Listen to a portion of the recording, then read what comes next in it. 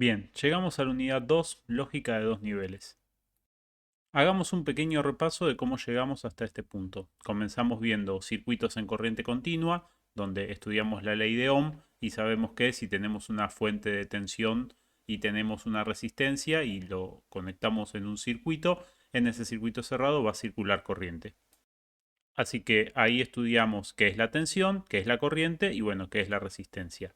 Luego estudiamos las leyes de Kirchhoff, en donde pudimos plantear circuitos un poco más complejos y ver cómo varía la resistencia o cómo varía la corriente según cómo conectamos los distintos dispositivos.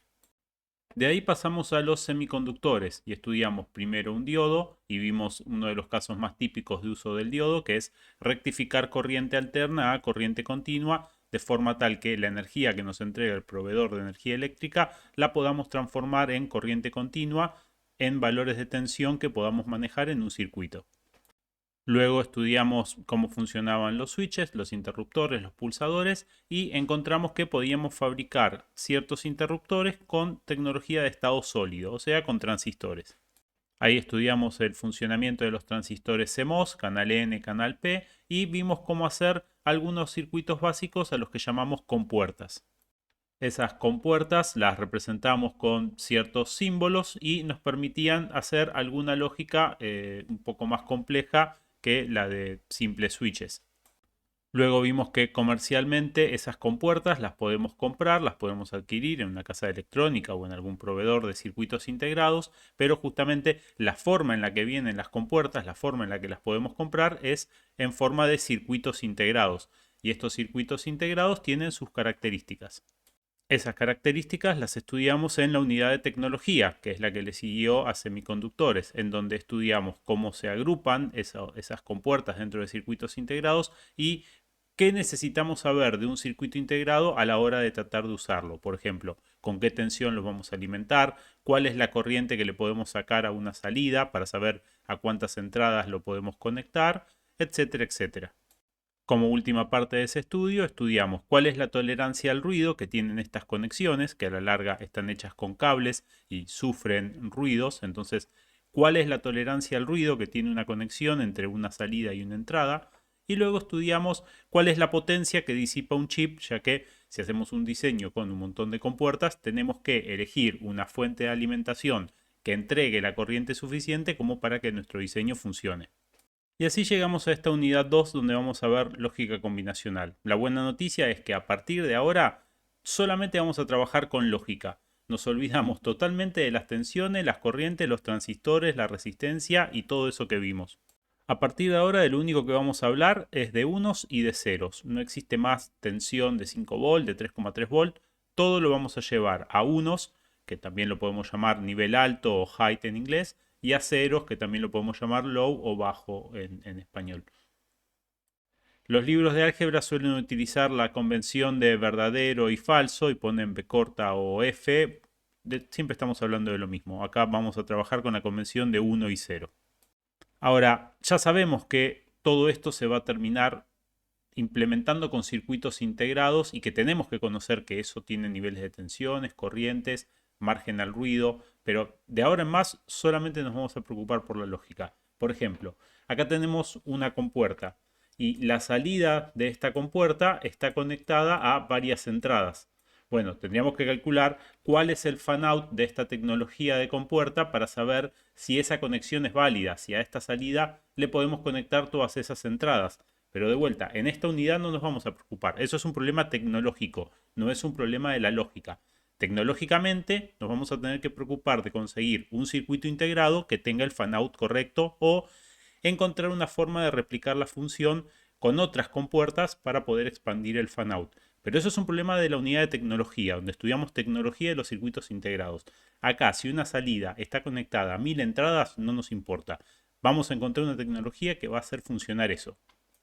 Una de las mejores formas de aprender un tema nuevo es comparándolo con un tema que ya conocemos y tratando de encontrar cuáles son las diferencias, porque eso achica la curva de dificultad de aprendizaje. En este caso vamos a recordar lo que se aprende en cálculo, en análisis matemático. En cálculo nosotros planteamos funciones y las funciones o las relaciones tienen ciertas propiedades.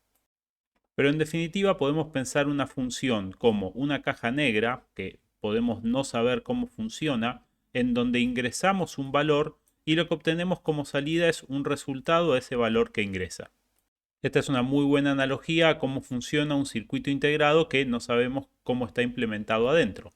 Va a ingresar algún valor y vamos a obtener una respuesta a ese valor, no necesariamente sabiendo qué es lo que hay adentro de ese circuito integrado. En cálculo terminamos implementando matemáticamente las funciones y acá lo que planteamos es que para algún valor x de entrada, esta función va a producir un valor de salida, que es x al cuadrado. Y esa es la definición de la función completa. O sea, todo lo que necesitamos saber de la función está expresado ahí. En el caso de cálculo, generalmente tenemos un dominio, que son los reales, o sea que lo que puede ingresar por acá es cualquier valor real, y tenemos un codominio o imagen que también, en este caso, bueno, representa todos los valores reales. Entonces, lo que puede salir por acá también es cualquier número real. Si lo graficamos en una curva, bueno, tenemos ahí una parábola que representa x al cuadrado. Pero lo importante de todo esto es, hay una caja negra en donde se va a producir una función que va a actuar en función a un valor que ingresa y va a producir un resultado. En el caso anterior trabajábamos desde reales hasta reales, pero esa no es un requisito que se tiene que cumplir siempre. También podemos definir en cálculo funciones que son discretas, que trabajan sobre un rango de valores específicos. Por ejemplo, en este caso tenemos la misma función, pero ahora el dominio, o sea, los valores sobre los cuales se va a poder calcular la función, son discretos, están limitados a 0, 1, 2 y 3. No hay otros valores que puedan ingresar a la función.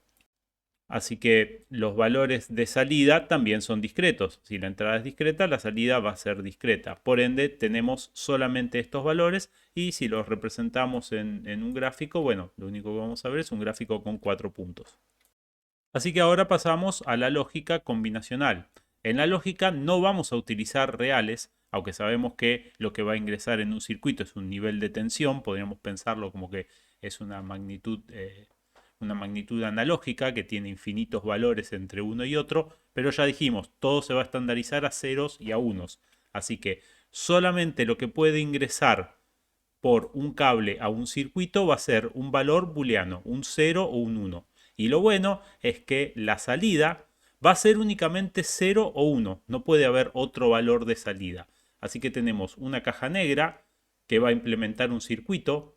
Si tenemos una variable o un cable que ingresa a un circuito, ese cable solamente puede valer 0 o puede valer 1 y como resultado a lo que ingrese por ese cable solamente podemos obtener 0 o 1, no hay otro valor posible. Así que es mucho más sencillo que cuando trabajábamos con reales. Así como definíamos que f de x era x al cuadrado, acá definimos también matemáticamente que z de a es la variable, podría haber sido x, la definimos por ejemplo como not a. Not A es la negación de A. Y esto hay muchas formas de representarlo. Está esta forma, está la virgulilla, está la que aparece negado arriba la variable y la que probablemente utilicemos más porque es más fácil de escribir, que es tener el signo de exclamación indicando que la salida va a ser la negación de A. Ahora, si nos ponemos a pensar, si tenemos un cable, un único cable que ingresa y el resultado es un cable de salida y acá adentro se va a producir algo. ¿Cuántas combinaciones distintas de entrada podemos tener? Y las combinaciones distintas de entrada son o vale 0 o vale 1. Así que si vale 0 o vale 1 la entrada, ¿cuántos valores de salida distintos podemos tener? Vamos a tener 4 valores de salidas distintos para cada uno de esos casos. O sea, si vale 0 la entrada, la salida puede valer 1 o puede valer 0. No hay otros casos más. Si vale 1 la entrada, la salida puede valer 0 o puede valer 1. No hay otros casos más. Por ende, tenemos únicamente 4 funciones que podemos implementar cuando ingresa una única variable a un circuito y obviamente tenemos un solo cable de salida. Vemos que tenemos la más útil de todas, que es cuando ingresa A, lo que sale es el complemento de A. Así que cuando ingresa un 0, el complemento de A es un 1. Cuando ingresa un 1, el complemento de A es un 0.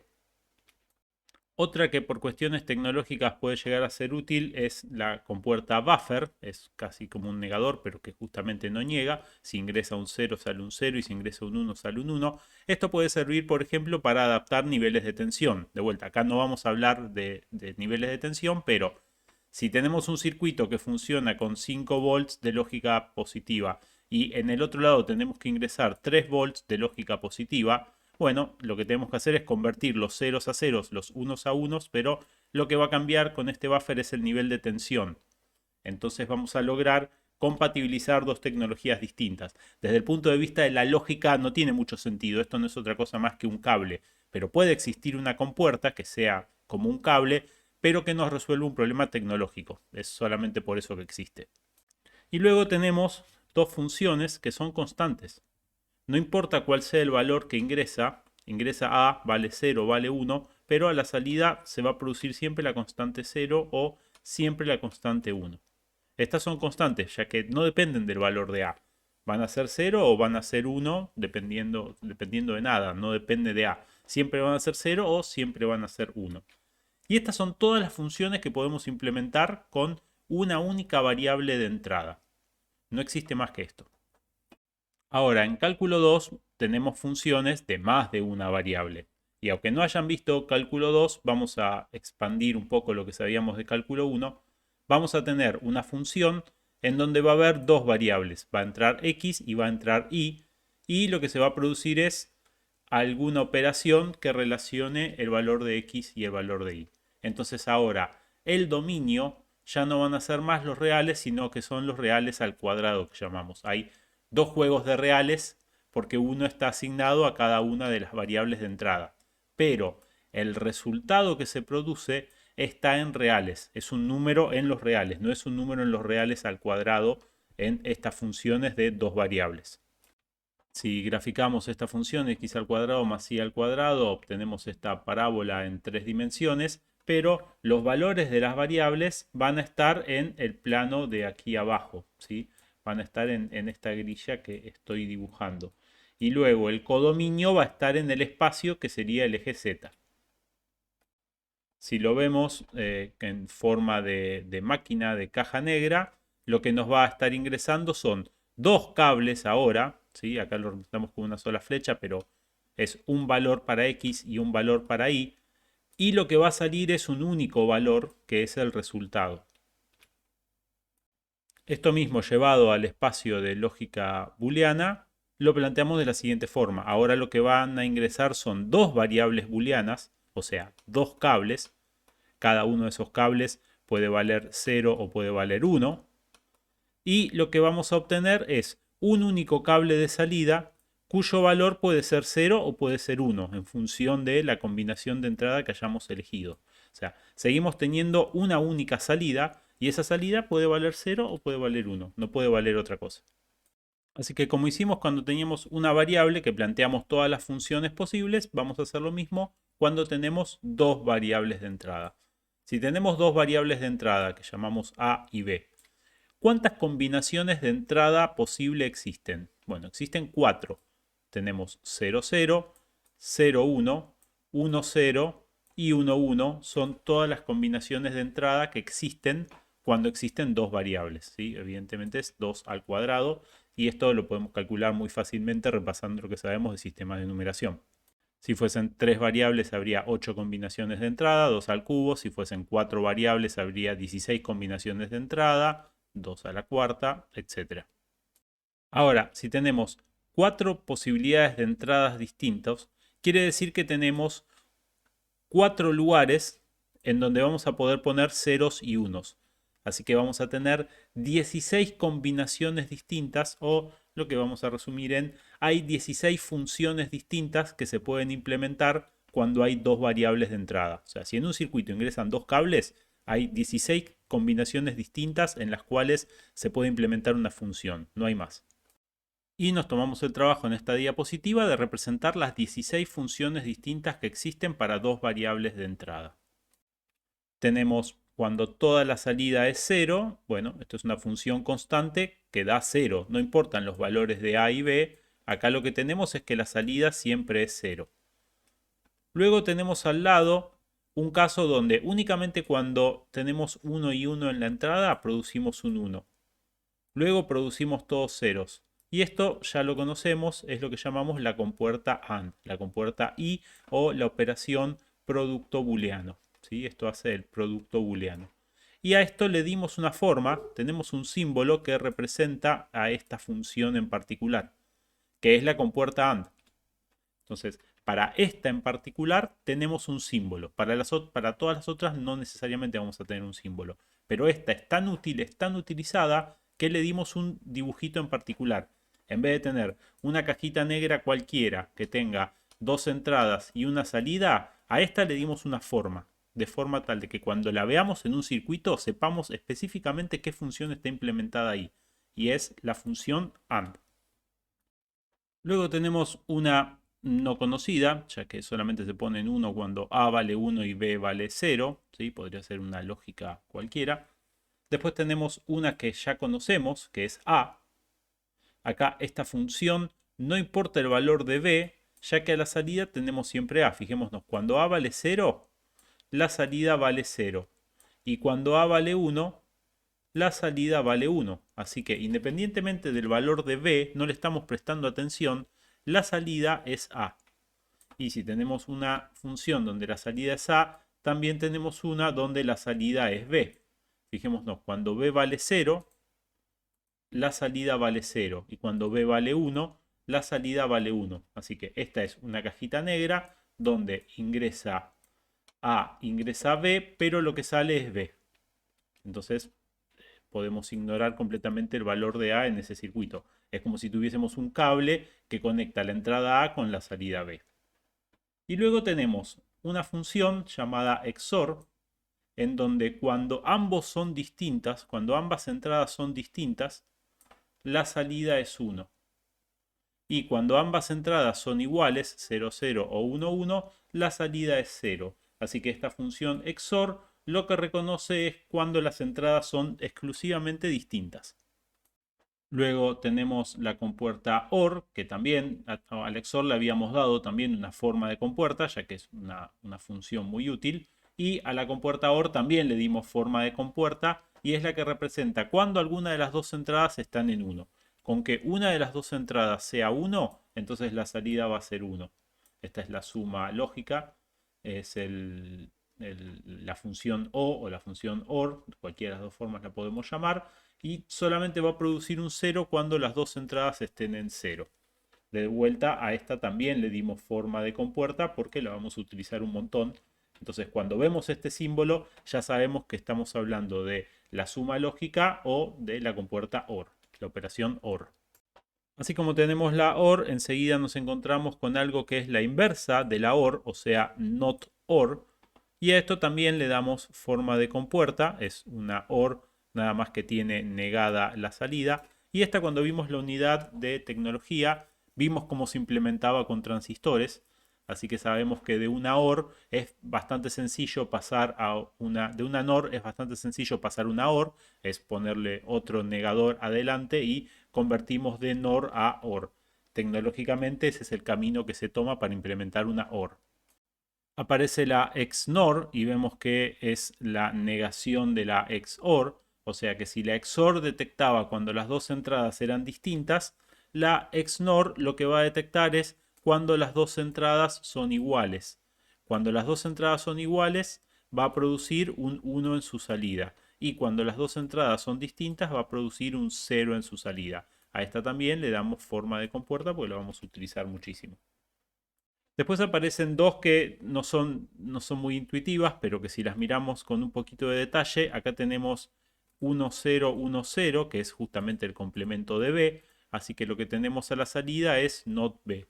Esto es como si tuviésemos una cajita negra en donde ingresa A, en donde ingresa B. Esa B la conectamos a un negador y es lo que terminamos sacando, si acá ingresa B, es lo que terminamos sacando que es B negado. ¿Sí? Y así como tenemos B negado, también tenemos A negado, que vemos que es el complemento de A. Por último nos encontramos con otra que también ya conocemos de la parte de transistores, que es la compuerta NAND, que es la negación de la AND. Si la AND tenía un 1 cuando eran iguales las entradas y después todos ceros, acá tenemos un 0 cuando las entradas son iguales, son 1 las dos, perdón, y tenemos 1 en todos los otros casos. Así que esto también tiene su propio símbolo, es una AND con un negador a la salida. Y sabemos que tecnológicamente es fácil de implementar esta NAND con transistores, al punto tal de que si queremos implementar una AND, vamos a implementar primero una NAND y luego le vamos a poner un negador para convertirlo en AND.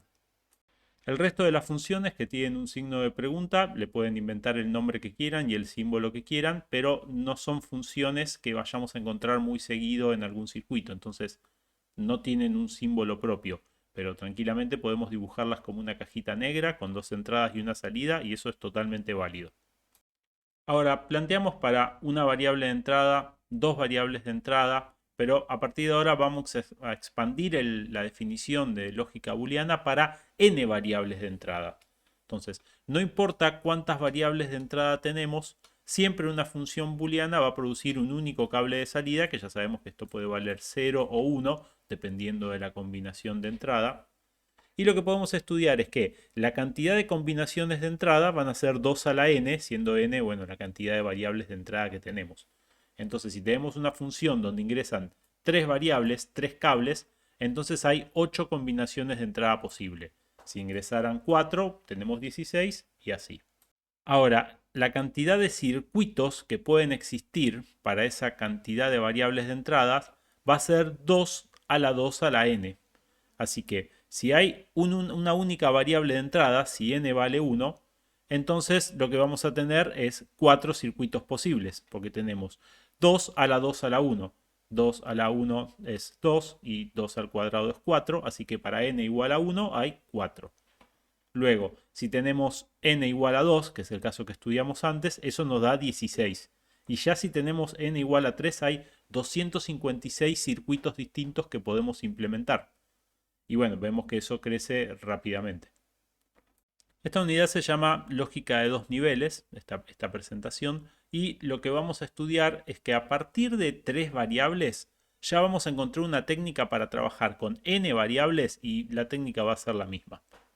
Vamos a tomar el caso de una variable porque es muy sencilla, solamente existe el negador y el buffer. Vamos a tomar el caso de dos variables donde están las compuertas con las cuales vamos a construir casi todos los circuitos. Y con eso nos va a alcanzar para esos dos casos en particulares. Ya a partir de 3, 4, 5 variables vamos a aplicar la técnica que vamos a ver a partir de ahora.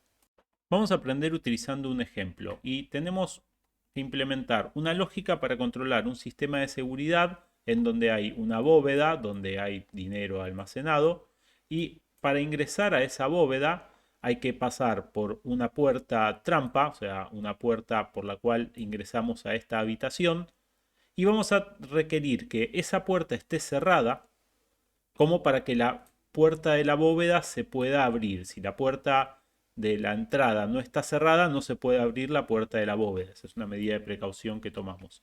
Pero hay dos guardias de seguridad sentados acá que tienen una llave y los dos guardias tienen que estar de acuerdo para que nosotros podamos ingresar a la bóveda. O sea, tiene que haber una llave depositada en B y una llave depositada en C, la llave correcta, para que si la puerta está cerrada y las llaves están presentes en B y en C, ese va a ser el único caso en el que se puede abrir la puerta de la bóveda. Si no, la puerta de la bóveda no se puede abrir.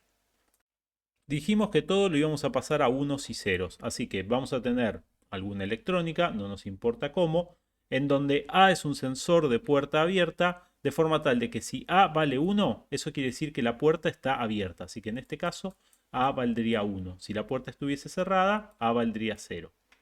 Y ahora, B y C, que es donde están los guardias, son sensores de llave. Si la llave está insertada y es la correcta, entonces B vale 1 y C vale 1, ¿sí? Respectivamente si están sus llaves. Así que para ingresar a la bóveda vamos a generar un 1 en la salida F, siempre y cuando la puerta esté cerrada, A es igual a 0, y las llaves estén presentes, B es igual a 1 y C es igual a 1. Así que vamos a implementar una caja negra en donde ingresan esas tres variables y queremos producir un 1 a la salida siempre y cuando tengamos A es igual a 0, B es igual a 1 y C es igual a 1. No nos interesa que en ningún otro caso f valga 1. Así que tenemos que implementar una lógica que resuelva eso. Dijimos que para tres variables de entrada existían 8 combinaciones posibles de entrada. ¿Sí? Con tres variables, cada una puede valer 0 y 1. Tenemos 2 al cubo. Así que acá están todas las variables, todas las combinaciones posibles de entrada que podemos tener. ¿Sí? En esta tabla donde representamos de A a C. Y generalmente las ordenamos desde 0, 0, 0 hasta 1, 1, 1. Si fuesen de 4 variables de 0, 0, 0, 0 hasta 1, 1, 1, 1 y así. Y luego en la columna F representamos la salida de la función y en este caso dijimos que solamente vamos a tener un 1 en este circuito en particular cuando A vale 0, cuando B vale 1 y cuando C vale 1. En el resto de los casos siempre tenemos un 0. Así que con las herramientas que tenemos hasta ahora tenemos que pensar algo para implementar acá dentro de esta caja negra de forma tal de que este circuito se comporte como está definido en esta tabla de verdad que está acá. Así que lo que vamos a hacer es vamos a utilizar un pequeño truco de decir, bueno, vamos a asumir que el estado por defecto es la salida 0, porque vemos que en casi todos los casos la salida vale 0.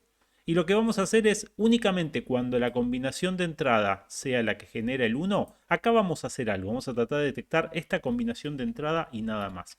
Si no hacemos nada, el circuito va a producir un 0. Únicamente si detectamos esa combinación de entrada, vamos a generar un 1. El truco para hacer eso es implementar, por ejemplo, una compuerta AND. Si implementamos una compuerta AND y conectamos las variables A, B y C a esa compuerta AND, esa compuerta AND va a aplicar la operación producto lógico entre las tres variables de entrada y nos va a producir un valor de salida. Entonces recordamos que la compuerta AND solamente produce un 1 en la salida si en las entradas tiene un 1. Así que tenemos que fabricar 3 unos en las entradas para que la salida produzca un 1. En cualquier otro caso de combinación de entrada, la compuerta AND va a producir un 0. Así que medio como que nos sirve para esta lógica donde el default es un 0, esta compuerta AND siempre va a producir un 0 a menos que se produzca la combinación correcta de entradas. Y en ese caso va a producir un 1, que es esta combinación que estamos resaltando acá. Entonces, ¿cómo hacemos que una compuerta AND detecte esta configuración en particular? Recordamos que lo que tenemos que tener es en la entrada de la AND, o sea, dentro de la compuerta AND, tenemos que tener 3 unos. Bueno, en el caso de B y C tienen que valer 1. Así que si por acá ingresa un 1, pasa dentro de la AND y no tenemos que hacer nada.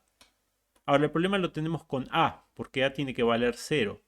Así que si A vale 0, tenemos que poner este negador que está acá antes de que ingrese a la compuerta AND, de forma tal de que cuando está dentro de la compuerta AND es un 1, y ahí tenemos los 3 unos en la entrada y generamos el 1 a la salida.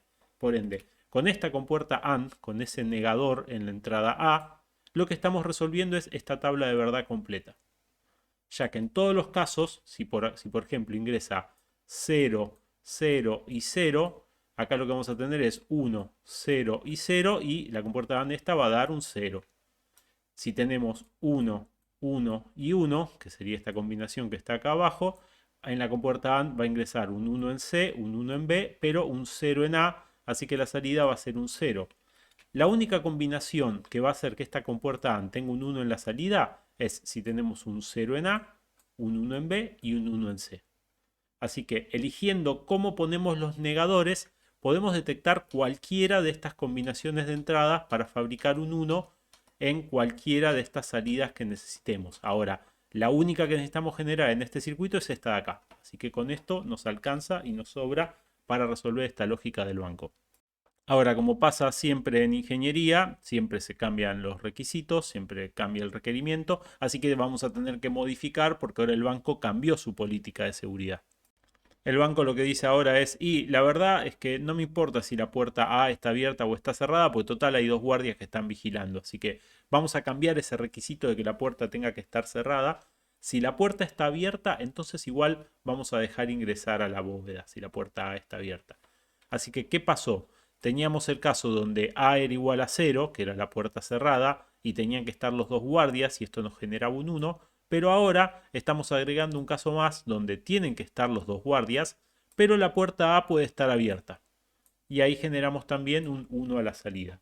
Así que ahora esta función es distinta a la anterior, ya que cambió el requerimiento del banco, tenemos que modificar el circuito. Algo interesante para notar es que en los casos donde B vale 1 y C vale 1 son los casos que están redondeados ahora en pantalla. No hay otra combinación donde los dos guardias tengan la llave presente. ¿Sí? Las únicas dos combinaciones donde B es igual a 1 y C es igual a 1 es esta combinación y esta combinación que está acá. Obviamente para los dos casos de A, la puerta puede estar abierta o la puerta puede estar cerrada. Entonces, solamente vamos a analizar estos dos casos, ya que son los que cumplen con el requisito de que B es igual a 1 y C es igual a 1. El valor de A podemos decir que no importa. No importa lo que valga A, lo único que importa es que B valga C y que B valga 1 y C valga 1. Así que ya podemos ver que esto lo podríamos simplificar. Pero la parte de simplificación la vamos a ver en la unidad que viene. Por ahora vamos a tomar esto como un requerimiento. Tiene que soportar estos dos casos. Bueno, ese truco que utilizamos recién para encontrar la combinación 0, 1, 1, que era implementar una compuerta AND en donde jugábamos con los negadores para detectar esa combinación, también lo podemos usar para detectar esta nueva combinación. Ahora, en este caso todas tienen que valer 1, así que directamente ingresa A, ingresa B e ingresa C. Pero ahora, ¿qué ocurre? Ahora tenemos dos compuertas AND porque hay dos casos en donde la salida tiene que valer 1. Así que puede ser que ninguna de las dos compuertas esté en 1 o que alguna de las dos compuertas esté en 1. ¿Sí? Obviamente no puede pasar que dos estén en 1 a la vez, porque los casos de entrada son mutuamente excluyentes. No puede pasar que A valga 0 y valga 1 a la vez.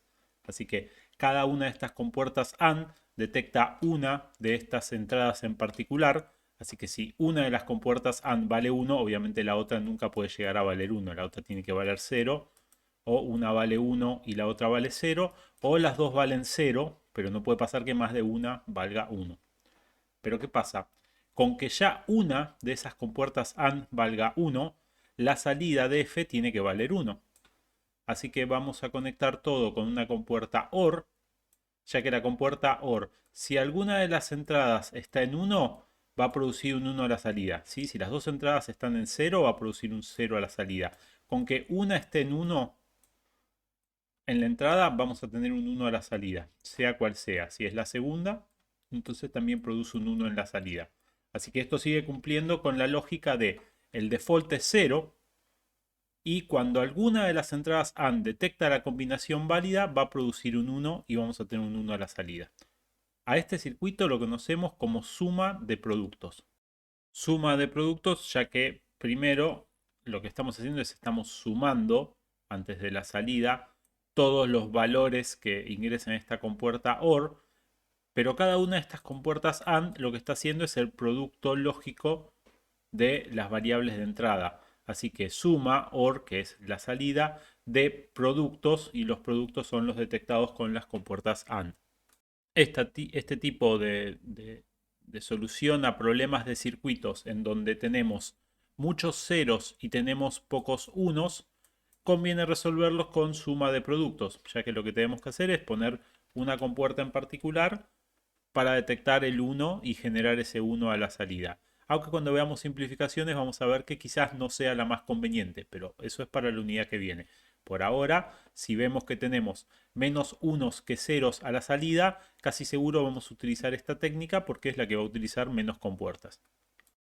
Ahora, como pasa en la vida de un ingeniero, el banco decide hacer una renovación de su sistema de cajas de seguridad para ingreso a la bóveda y ahora llama a otra empresa que instala sensores más modernos, pero estos sensores más modernos no son Honeywell, sino que son Tyco y ahora trabajan con lógica completamente opuesta.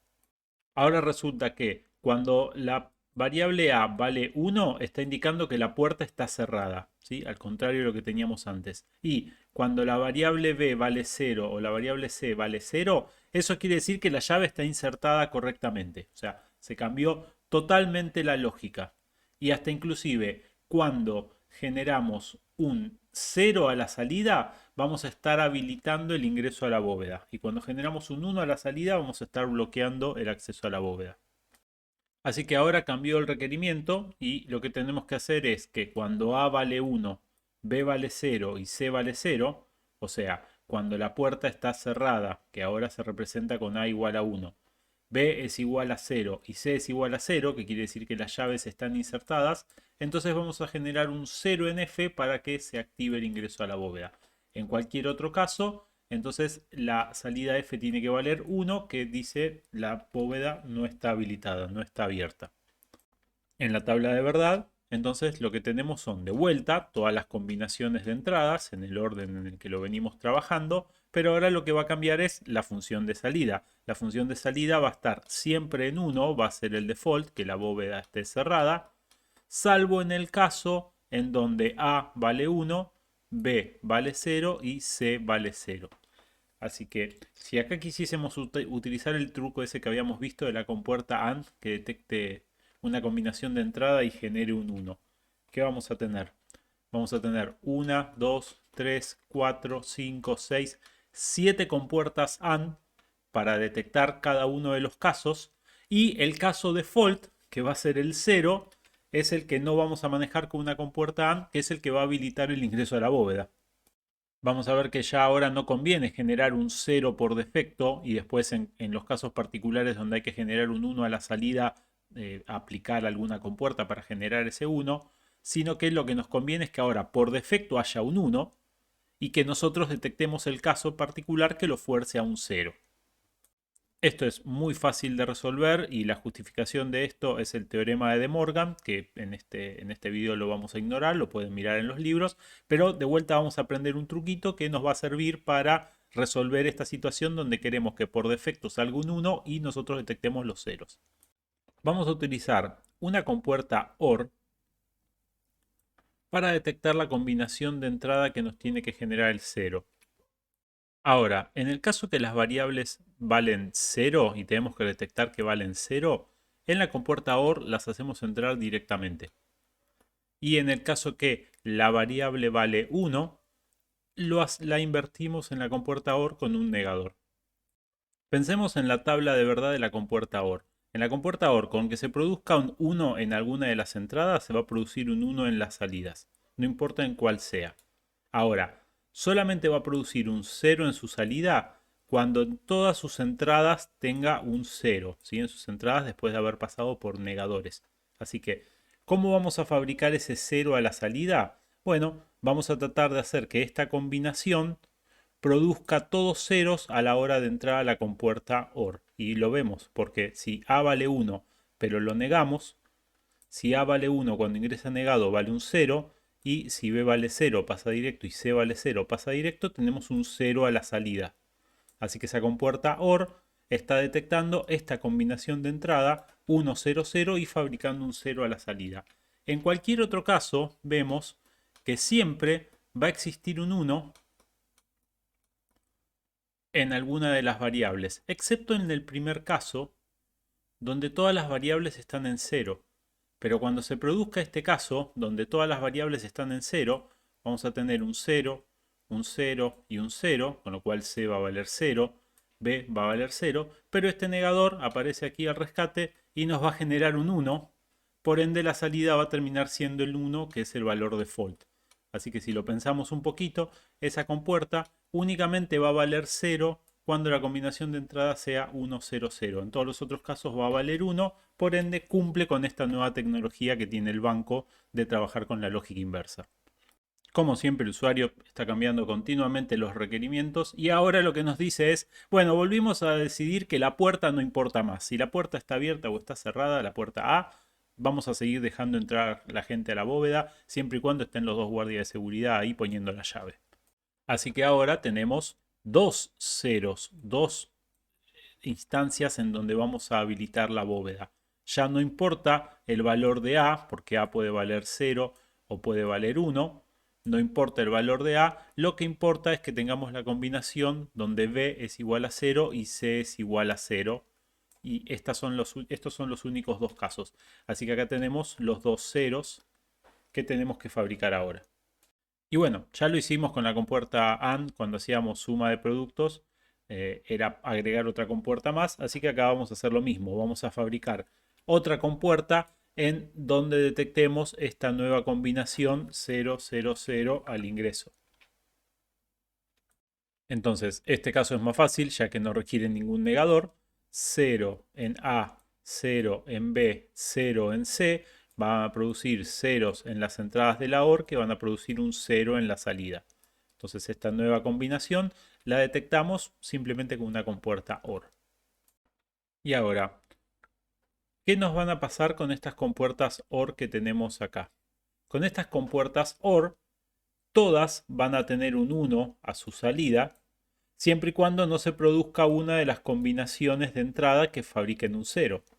Así que podemos tener únicamente una que esté en 0 y el resto van a estar todas en 1.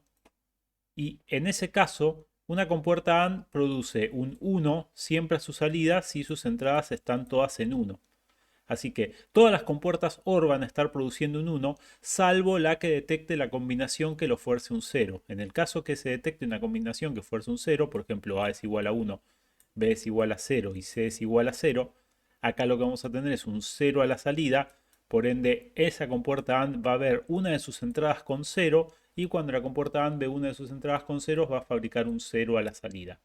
Y de esa forma vamos a implementar este tipo de circuito que se lo conoce como producto de sumas. Producto, porque estamos haciendo el producto, producto lógico con esa compuerta AND, de sumas, ya que estas compuertas OR lo que están haciendo es, están sumando las variables de entrada. Esta segunda forma de resolver circuitos, donde por defecto hay muchos valores unos y solamente tenemos pocos valores ceros en relación a la cantidad de unos en la salida, va a ser la más conveniente. De vuelta hasta que veamos la parte de simplificaciones. Cuando vemos simplificaciones puede ser que la cosa cambie, pero por ahora, si tenemos pocos ceros a la salida, entonces muy probablemente implementemos un producto de sumas, donde los ceros los detectemos con compuertas OR y unamos todo eso con una compuerta AND para fabricar F. Bien, acá tenemos otro circuito donde la cantidad de unos y ceros a la salida es idéntica. A este circuito lo conocemos como la función mayoría, ya que produce un 1 a la salida cuando la cantidad de unos en la entrada es mayoría. ¿Sí? Por ejemplo, acá tenemos 0 unos, así que va a producir un 0. Acá tenemos un 1 y dos ceros en las entradas, así que va a producir un 0. Acá tenemos de vuelta un 1 y dos ceros en las entradas, así que va a producir un 0. Y acá ya tenemos mayoría de unos. Tenemos dos unos contra un 0, así que fabricamos un 1. Acá volvemos a tener un 1 y tenemos dos ceros, así que volvemos a fabricar un 0. Y en todos los otros casos van a aparecer dos o tres unos, así que vamos a tener un 1 en la salida. Por eso esto se lo conoce como función mayoría.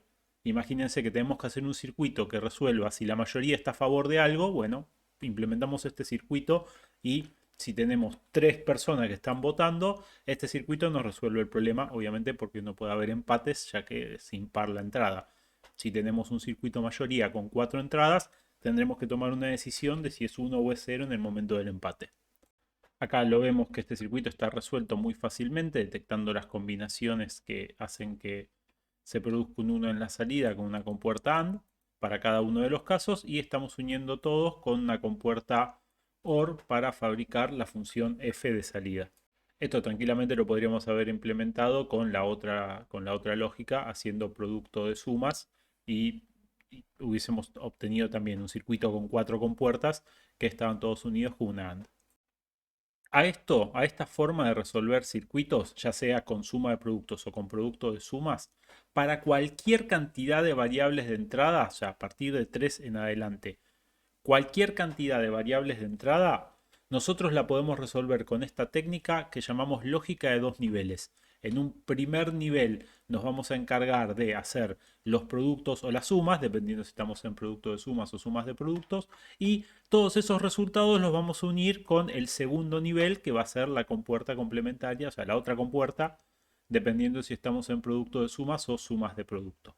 Entonces, cualquier circuito, cualquier tabla de verdad acá que tengamos 5 variables, 6 variables, 10 variables, no importan, para fabricar la F de salida siempre vamos a poder utilizar esta lógica de dos niveles. En un primer nivel, en paralelo, todas las entradas se van a procesar, por decirlo de cierta forma, o sea, se van a a convertir a unos y ceros en función de los valores que tienen en su entrada y luego se va a elegir si se produjo un 0 o se produjo un 1 y la última compuerta lo va a terminar de resolver. Entonces, esto es lo que llamamos lógica de dos niveles.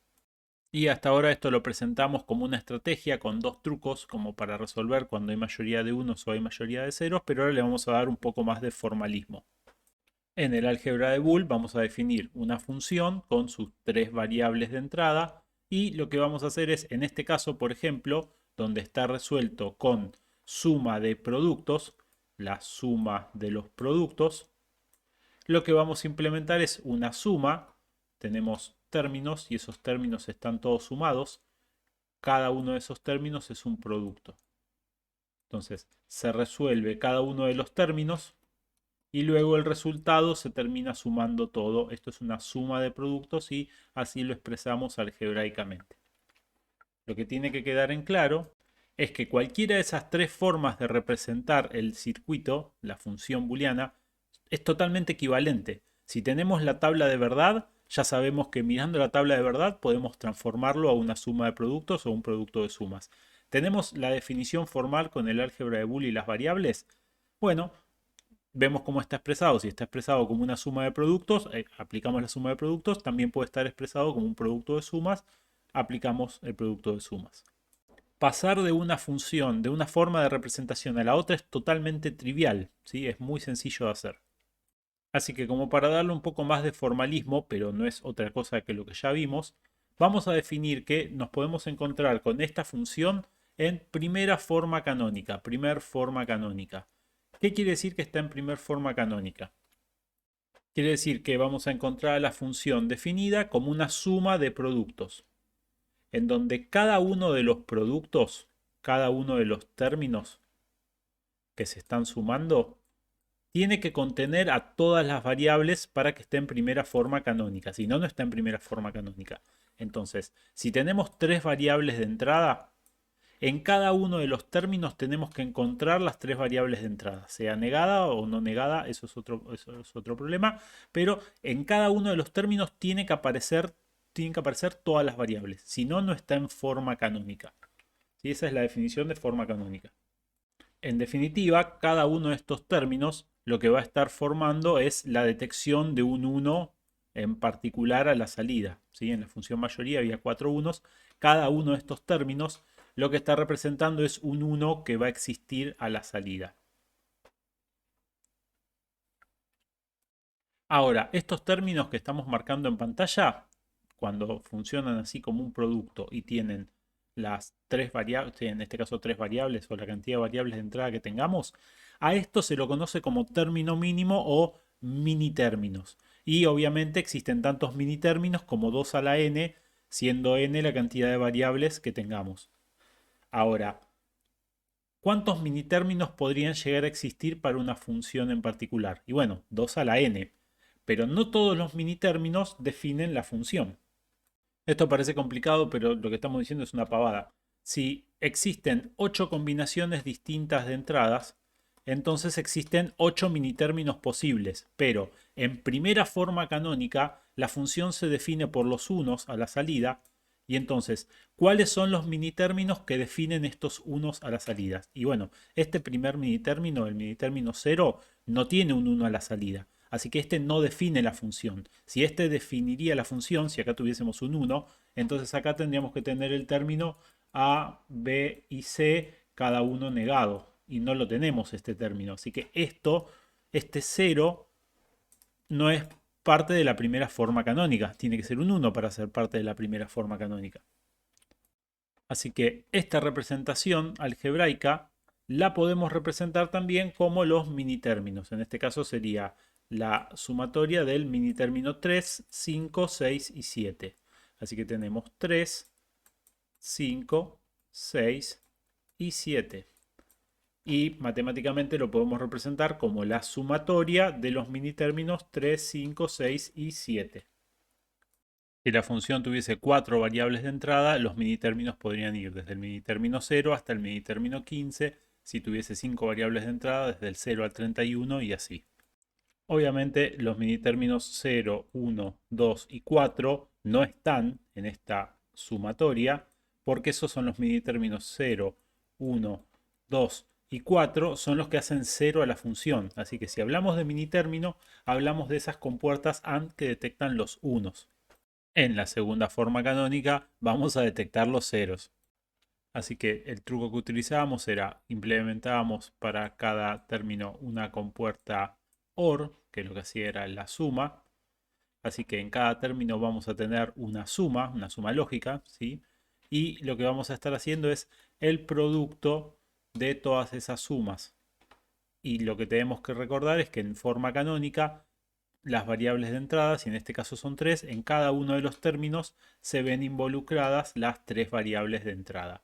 Así que, así como habíamos hecho para detectar los unos, utilizábamos compuertas AND, acá utilizamos compuertas OR y eso es lo que representa cada uno de esos términos que está ahí. Lo que estamos haciendo es el producto de las sumas de cada una de las variables. A esto lo conocemos como segunda forma canónica.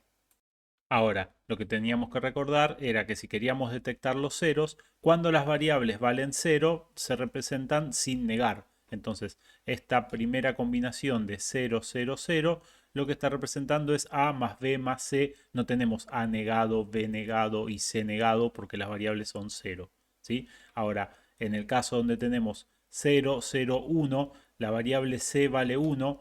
Cuando la expresamos en el término, la variable C va negada cuando estamos trabajando en la segunda forma canónica. Esto es totalmente inverso a cuando trabajamos en primera forma canónica. Así que a cada uno de estos términos los vamos a llamar maxitérminos. Y esta función queda definida, expresada en su segunda forma canónica como la productoria de los maxitérminos 0, 1, 2 y 4. Así que cuando hablamos de maxitérminos 0, 1, 2 y 4 definen la función como maxitérminos, obviamente con los ceros. Y recordamos que cuando estamos con los ceros, en cada uno de los términos, cuando la variable vale 0, la variable va sin negar. Podemos ver que si la función por maxitérminos queda definida con los maxitérminos 0, 1, 2 y 3, entonces esta función va a quedar esta misma función, porque se va a producir el mismo resultado, si lo definimos con minitérminos, va a quedar con los minitérminos que no aparecen acá en los maxitérminos. O sea, vamos a tener el 3, el 5, el 6 y el 7, que es lo que vimos en las diapositivas anteriores. Las dos formas de representar la función representan la misma función. El resultado va a ser lo mismo. Cualquiera de las dos funciones va a ser una cajita negra que va a resolver el mismo problema, solamente que lo podemos resolver por los ceros o por los unos. Hay ciertos postulados y teoremas que nos van a ser muy útiles tener. Algunos son directamente ver la tabla de verdad. Por ejemplo, A por 0, o sea, A con 0 siempre va a valer 0 a la salida. A and 1 va a valer el valor de A. Si A vale 0 va a valer 0. Si A vale 1 va a valer 1. A and A va a producir un A a la salida, ya que vamos a tener 0, 0 o 1, 1 en la entrada. Así que la AND de eso va a valer la entrada A. A and no A va a valer siempre 0. A más 0 va a valer siempre A. O sea, si A vale 1 vamos a tener un 1. Si A vale 0 vamos a tener un 0. A más 1 siempre va a producir un 1. A más A siempre va a valer A. A más A negado siempre va a valer 1, ya que el contener un 1 en la operación OR alcanza. Si tenemos A y su complemento, sí o sí alguno de los dos va a valer 1. La doble negación de un cable produce el mismo valor que teníamos originalmente y acá abajo tenemos expresado de Morgan. Luego tenemos la distributiva y todas las otras propiedades que tiene el álgebra de Boole aquí expresada, la ley de absorción, etcétera, etcétera. Estos postulados nos pueden servir a la hora de estudiar un circuito en particular, estudiar su expresión algebraica y poder hacer ciertas simplificaciones. Hasta ahora nosotros planteábamos que teníamos una tabla de verdad que definía un problema y para ese problema nosotros implementábamos un circuito. Y todo fue bastante mecánico porque una vez que tenemos la tabla de verdad tenemos el problema ya resuelto porque ya está todo descrito lo que tenemos que hacer. A partir de ahí es elegir si implementamos por los ceros o implementamos por los unos y después Bueno, lo formalizamos matemáticamente si queremos con maxi términos y mini términos, pero todo eso es todo un trabajo recontra mecánico. ¿Qué va a pasar en la vida real? Que nos podemos encontrar con una definición de una función que no está ni en primera forma canónica ni en segunda forma canónica. Por ahí alguien nos dijo, bueno, si A, que es un sensor por B más B negado, porque nos fue describiendo y nosotros fuimos escribiendo más o menos qué era lo que tenía que hacer el circuito, cuál era la lógica que teníamos que resolver y nos encontramos con esto que está acá. Y esto no está en ninguna forma canónica. Así que, ¿qué hacemos cuando nos encontramos con un circuito de ese tipo, con una definición de una función de ese tipo? Ya a priori ni siquiera tenemos el número de variables definidos, ¿sí? Aunque si lo vemos un poco, vemos que hay A, B y C, así que ya podemos asumir que hay tres variables. Pero vemos que también aparecen valores constantes. Acá estamos sumando B más 1, ¿sí? Bueno, ¿qué hacemos en esos casos? Bueno, utilizando los postulados y los teoremas, no queda otra más que operarlo algebraicamente. Así que empezamos a analizar esto y lo que vemos, por ejemplo, es que acá tenemos C por C negado. Y eso lo vimos que esto era igual a un 0. Así que acá tenemos 0. Y si tenemos un 0 por otras cosas, esto va a terminar dando todo 0. Así que, y después si teníamos más 0, entonces esto lo podíamos ignorar tranquilamente. Así que ya vemos que todo este término a partir de acá se va a anular. Luego teníamos que A por B más B. B más B sabíamos que esto daba B. Y A por A sabíamos que esto daba A. Así que acá lo que terminamos teniendo es A por B. Y en el primer término que tenemos acá tenemos B más B negado. Esto ya sabemos que es 1, porque valga lo que valga B, esto va a valer siempre 1. Y A por 1 ya sabemos que va a terminar siendo A. Así que tenemos A más A por B, que es lo que bajamos de acá. Todo este término se canceló. Y esto, por la ley de absorción, sabemos que termina dando A. Así que todo esto que teníamos definido originalmente, en realidad dependía del valor de A. La función f terminaba siendo A.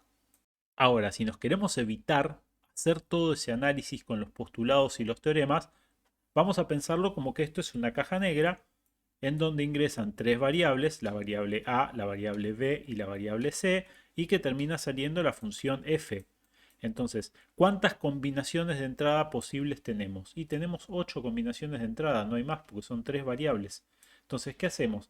Para cada una de las combinaciones de entrada, reemplazamos los valores en la función. Entonces, si A vale 0, B vale 0 y C vale 0. Bueno, en los lugares donde tenemos A ponemos un 0, en los lugares donde tenemos B ponemos un 0, B negado obviamente va a ser un 1. Y vamos completando todos los valores de la función. Y ahora no nos queda otra cosa más que aplicar las operaciones, pero ya tenemos ceros y unos definidos. Así que cuando hacemos esto vemos que la función nos da 0. Y si lo hacemos para cada uno de los casos y vamos completando la tabla de verdad, vamos a encontrar casos donde, por ejemplo, la tabla de verdad va a dar 1. Y luego que tenemos la tabla de verdad completa, bueno, miremos lo que es esta tabla de verdad. F es igual a A.